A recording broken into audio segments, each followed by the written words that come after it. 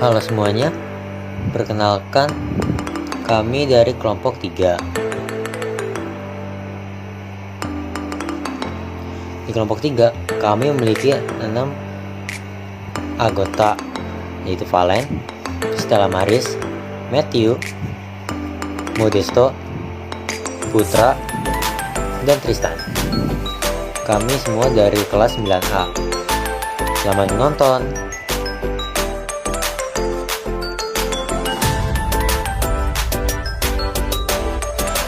Halo semuanya, perkenalkan nama saya Modesto Kontrak Purnama dari kelas 9A.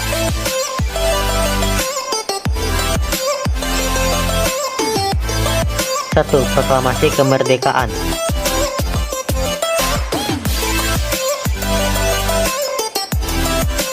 A. Persiapan kemerdekaan Indonesia. Pada akhir tahun 1944, posisi Jepang dalam perang Asia Pasifik semakin terdesak. Satu demi satu daerah jajahannya jatuh ke tangan pasukan sekutu. Untuk menghadapi sekutu, Jepang mencari dukungan kepada bangsa-bangsa yang diduduki dengan memberi janji kemerdekaan. Pada tanggal 7 September 1944, Perdana Menteri Jenderal Naoki Koizumi menjanjikan kemerdekaan pada Indonesia. Janji ini kebukaan di depan parlemen Jepang dengan bertujuan menarik simpati Indonesia. Dia menginginkan pengibaran bendera merah putih di kantor-kantor, tapi harus berdampingan dengan bendera Jepang. 1. Pembentukan Badan Penidik Usaha Persiapan Kemerdekaan Indonesia (BPUPKI).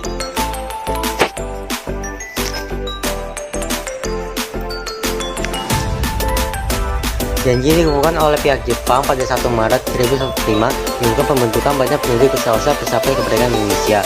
BPUPKI terdiri dari 63 orang yang diketuai Dr. KRT Rajimang Wedyu Diningrat.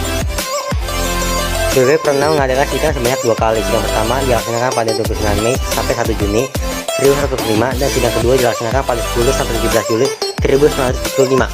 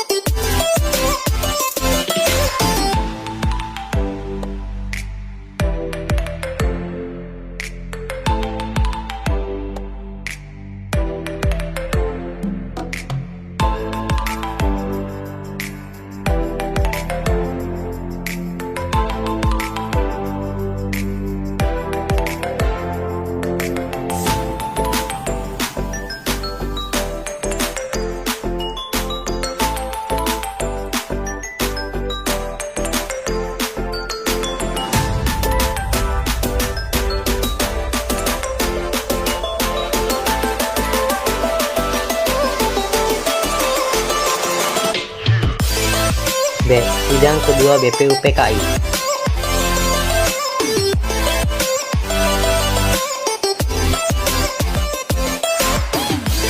Sidang kedua membahas rencana Undang-Undang Dasar (UUD) yang ini membicarakan bentuk negara. Bentuk negara mewujudkan panitia kecil beranggota 19 orang untuk mempercepat yang ini bernama Panitia Perancang UUD yang diketuai Iris Parno.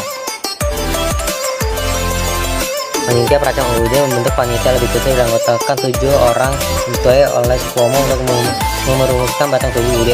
Tanggal 14 Juli 2005, panitia perancang UUD diketuai karena melapor hasil kerja panitia, yaitu 1. Pernyataan Indonesia Merdeka, 2. Pembukaan Undang-Undang Dasar, 3. Batang tubuh UUD. Dengan demikian, panitia perancang UUD telah selesai melaksanakan tugasnya. Tanggal 16 Juli 1945, BPUPKI menerima dengan bulat naskah Undang-Undang Dasar yang dibentuk panitia perancang UUD.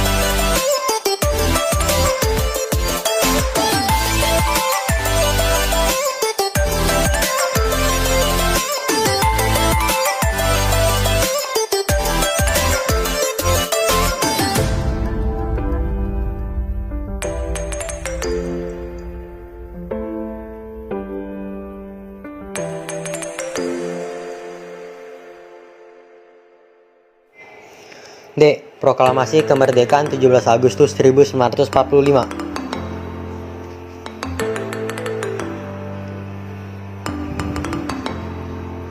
Proklamasi adalah momentum penting bagi bangsa Indonesia. Sejak tanggal 17 Agustus 1945, tepat pukul 10 WIB, upacara proklamasi kemerdekaan Indonesia dimulai. Setelah pidato dan pembaca proklamasi selesai, kemudian dilakukan pengibaran bendera merah putih oleh Latief Endraningrat dan S. Suhud. Rakyat hadir serempak menyanyikan lagu Bangsa Indonesia Raya. Upacara proklamasi ditutup oleh sambutan Wali Kota Jakarta, Suwiryo, dan Dr. Suwardi. Proklamasi kemerdekaan merupakan tonggak pendirian negara Republik Indonesia. E. Sambutan rakyat terhadap proklamasi kemerdekaan. Puncak perjuangan bangsa merebut kemerdekaan dari tangan penjajah dengan diproklamasikannya kemerdekaan Indonesia pada tanggal 17 Agustus 1945. Sebagian besar rakyat Indonesia dengan cepat menganggap hakikat dari makna proklamasi, namun dan juga menganggap kemerdekaan itu adalah bebas dari segala-galanya, sehingga mereka berusaha melawan kekuatan selama ini membelenggunya. Sikap inilah memunculkan perlawanan baik terhadap tentara Jepang maupun kepada penguasa pribumi dan di zaman kolonial Belanda maupun Jepang yang berpihak pada penjajah.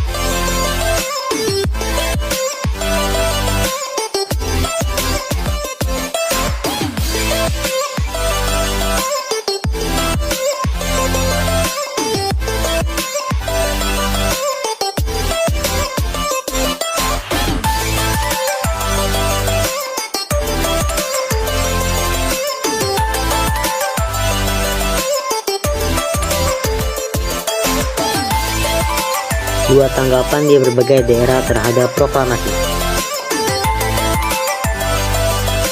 Berita proklamasi menyebar ke berbagai daerah di Indonesia. Doa syukur tempat-tempat ibadah sesuai dengan agama dan kepercayaannya. Rasa syukur terhadap kemerdekaan bukan hanya diucapkan dengan lisan, tapi juga dibuktikan dengan perbuatan. Semangat kemerdekaan telah membakar keberanian rakyat Indonesia di berbagai daerah.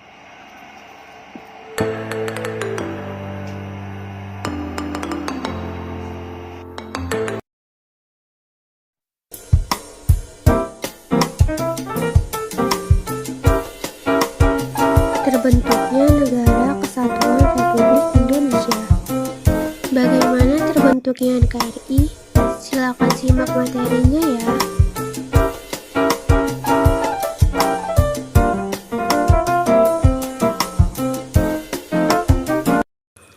Pada saat proklamasi kemerdekaan Indonesia, tanggal 17 Agustus 1945, Indonesia belum memiliki kepala pemerintah yang jelas. Setelah proklamasi kemerdekaan, segera dibentuk kelengkapan pemerintah. Para pemimpin segera membentuk lembaga pemerintah dan kelengkapan negara sehari setelah proklamasi dikumandangkan. PPKI segera menyelenggarakan rapat-rapat yang menghasilkan beberapa keputusan penting sebagai berikut. Pengesahan UUD 1945. Rapat PPKI beragendakan untuk menyepakati pembukaan dan UUD Negara Republik Indonesia. Piagam Jakarta yang dibuat oleh BPUPKI menjadi rancangan awal dan dengan sedikit perubahan menjadi 37 pasal, 4 pasal aturan peralihan, 2 ayat aturan tambahan disertai dengan penjelasan. Pemilihan Presiden dan Wakil Presiden. Soekarno dan Hatta ditetapkan sebagai Presiden dan Wakil Presiden pertama Republik Indonesia secara aklamasi dalam musyawarah untuk mufakat. Lagu Kebangsaan Indonesia Raya mengiringi penetapan Presiden dan Wakil Presiden terpilih. Pembagian wilayah Indonesia. Rapat PPKI tanggal 19 Agustus 1945 memutuskan pembagian Indonesia menjadi 8 provinsi, yaitu Sumatera, Jawa Barat, Jawa Tengah, Jawa Timur, Sunda Kecil, Maluku, Sulawesi, dan Kalimantan. Pembentukan Kementerian. Mr. Ahmad Subarjo melaporkan hasil rapat panitia kecil yang dipimpin olehnya. Pada 2 September 1945 dibentuk susunan Kabinet RI yang pertama. Adapun susunan Kabinet RI yang pertama sebagai berikut.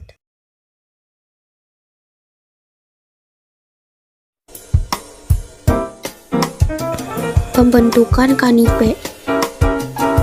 Tanggal 22 Agustus 1945, PPKI kembali menyelenggarakan rapat pembentukan KANIPE. Soekarno dan Hatta mengangkat 135 orang anggota KANIPE. Membentuk kekuatan pertahanan dan keamanan. Pada tanggal 23 Agustus, Presiden Soekarno mengesahkan secara resmi BKR sebagai badan kepolisian. Pada tanggal 5 Oktober berdirilah TKR. Supriyadi terpilih sebagai pimpinan TKR. Hori Sumoharjo segera membentuk markas besar TKR yang dipusatkan di Yogyakarta.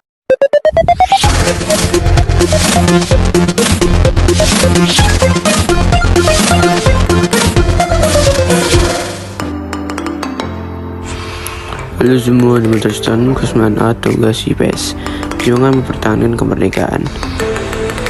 Setelah memproklamasikan kemerdekaannya pada 17 Agustus 1945, bangsa Indonesia Mesir semua di Belanda yang mengembalikan kekuasaan atas Indonesia dalam mempertahankan kemerdekaannya. Perjuangan fisik Insiden Hotel Yamato. Insiden Hotel Yamato adalah peristiwa perbaikan bendera Belanda merah putih biru menjadi bendera Indonesia merah putih. Insiden Hotel Yamato terjadi pada tanggal 9 September 1945 di Hotel Yamato. Tindakan tersebut menimbulkan kemarahan rakyat Surabaya. Mereka mendatangi hotel itu dan berusaha menurunkan bendera tersebut. Akhirnya bendera Belanda berhasil diturunkan. Peristiwa kedua, pertempuran Surabaya. Pertempuran Surabaya merupakan satu rangkaian peristiwa pertempuran yang terjadi antara tentara Indonesia dan tentara sekutu yang berlangsung sejak tanggal 20 Oktober sampai 20 November 1945. Pertempuran Surabaya diawali dengan kedatangan Brigade 49 Divisi India ke-23 tentara sekutu di bawah komando Brigadir Jenderal A.W.S. Malabi pada 25 Oktober 1945 di Surabaya. Tugas pasukan ini adalah melucuti tentara Jepang dan menyelamatkan para tahanan perang sekutu di Indonesia. Semula pihak Indonesia menyambut baik kedatangan tentara sekutu, tetapi setelah diketahui bahwa bersama rombongan tentara sekutu muncullah pergerakan perlawanan rakyat Indonesia melawan tentara sekutu pada tanggal 30 Oktober 1945. Pertempuran 5 hari di Semarang.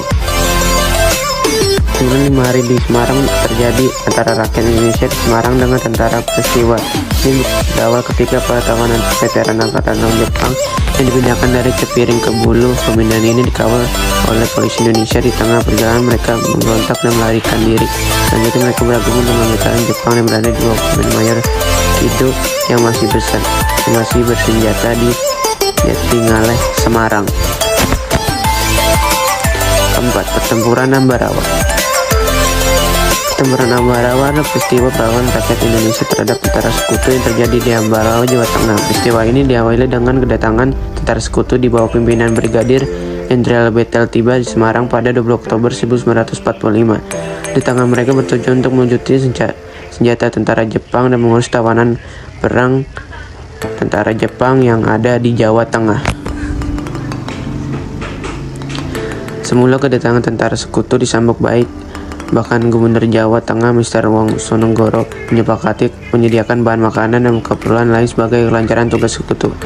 Adapun tentara sekutu berjanji tidak akan mengganggu kedaulatan Indonesia tanpa sepengetahuan pihak Indonesia. Ternyata tentara sekutu telah mengikutkan tentara Nica pada saat mereka membebaskan tawanan perang Belanda di Magelang dan Ambarawa. Pertempuran 5 hari di Semarang terjadi antara rakyat Indonesia di Semarang dengan tentara. Peristiwa ini berawal ketika para tawanan veteran Angkatan Laut Jepang yang dipindahkan dari Cepiring ke Bulu. Pemindahan ini dikawal oleh polisi Indonesia. Di tengah perjalanan mereka memberontak dan melarikan diri. Selanjutnya mereka bergabung dengan veteran Jepang yang berada di bawah Komandan Mayor Kido yang masih bersenjata di Jatingaleh, Semarang. Keempat, Pertempuran Ambarawa. Pertempuran Ambarawa adalah peristiwa perlawanan rakyat Indonesia terhadap tentara sekutu yang terjadi di Ambarawa, Jawa Tengah. Peristiwa ini diawali dengan kedatangan tentara sekutu di bawah pimpinan Brigadir Jenderal Betel tiba di Semarang pada 20 Oktober 1945. Di tangan mereka bertujuan untuk melucuti senjata tentara Jepang dan mengurus tawanan perang tentara Jepang yang ada di Jawa Tengah. Semula kedatangan tentara sekutu disambut baik. Bahkan Gubernur Jawa Tengah Mr. Wongsonegoro menyepakati menyediakan bahan makanan dan keperluan lain sebagai kelancaran tugas sekutu. Adapun tentara sekutu berjanji tidak akan mengganggu kedaulatan Indonesia tanpa sepengetahuan pihak Indonesia. Ternyata tentara sekutu telah mengikutkan tentara Nica pada saat mereka membebaskan tawanan perang Belanda di Magelang dan Ambarawa. Para tawanan tersebut malah bersenjatai sehingga menimbulkan kemarahan dari pihak Indonesia. Hal ini menyebabkan terjadinya insiden yang kemudian meluas menjadi sebab pertempuran. 4. Perkembangan politik Indonesia pada masa kemerdekaan. A. Republik Indonesia Serikat. Sesuai hasil kesepakatan konferensi meja bundar, bentuk negara kesatuan Republik Indonesia berubah menjadi Republik Indonesia Serikat. Sesuai dengan isi konstitusi baru itu, negara berbentuk federasi dan meliputi seluruh daerah Indonesia. Daerah swapraja yang meliputi Kota Waringin, Sabang, dan Padang. Sistem pemerintahan RIS dipegang oleh Presiden dan Menteri-Menteri di bawah Perdana Menteri. Hatta diangkat menjadi Perdana Menteri RIS pada tanggal 20 Desember 1945. Kembali menjadi negara kesatuan Republik Indonesia. Oleh karena itu, muncul gerakan-gerakan untuk mengubah bentuk negara kembali menjadi Negara Kesatuan Republik Indonesia 19 Mei 1950. Ditandatangani sebuah piagam persetujuan pemerintah RIS dan RI. C. Gangguan keamanan. 1. Pemberontakan PKI Madiun 1948. Pemberontakan ini terjadi pada tanggal 18 September 1948 yang dipimpin oleh Musso. Pemberontakan PKI Madiun melakukan aksinya dengan menguasai seluruh Karasidenan Pati. PKI juga melakukan pembunuhan dan penculikan ini secara besar-besaran. Pada tanggal 30 September 1948, pemberontakan PKI Madiun berhasil ditumpas oleh TNI yang dibantu rakyat. 2. Pemberontakan DITII, Darul Islam atau Tentara Islam Indonesia. Pemberontakan Darul Islam atau Tentara Islam Indonesia DITII adalah suatu gerakan yang menginginkan berdirinya sebuah negara Islam di Indonesia. A. Jawa Barat. Pemberontakan DITII di Jawa Barat dipimpin oleh SM Kartosuwiryo yang memiliki cita-cita mendirikan negara Islam Indonesia. Sulawesi Selatan. Pemberontakan DITII di Sulawesi Selatan dipimpin oleh Kahar Muzakar. C. Aceh. Pemberontakan DITII di Aceh dipimpin oleh Daud Beurih yang merupakan mantan gubernur Aceh. D. Kalimantan Selatan. Pemberontakan DITII di Kalimantan Selatan dipimpin oleh Ibnu Hajar yang menamakan gerakannya dengan sebutan Kesatuan Rakyat yang Tertindas. Pada masa kemerdekaan, keadaan ekonomi bangsa Indonesia masih belum stabil. Hal ini disebabkan oleh masalah-masalah ekonomi yang terjadi saat itu. Masalah tersebut antara lain sebagai berikut.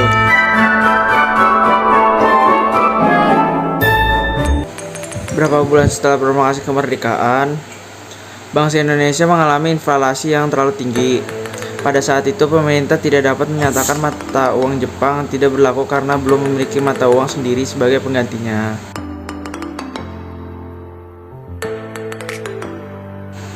Untuk mengatasi masalah ini, pemerintah mengambil kebijaksanaan mata uang Dejavas Tebang, mata uang pemerintah Hindia Belanda, dan mata uang penduduk Jepang.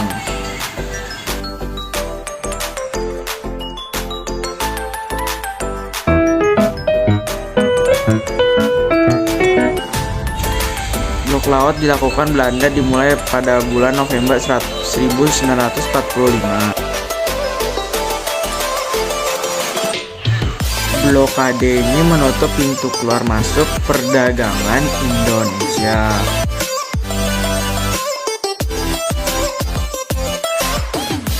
Tujuan Belanda untuk melakukan blokade ini adalah untuk meruntuhkan perekonomian Indonesia.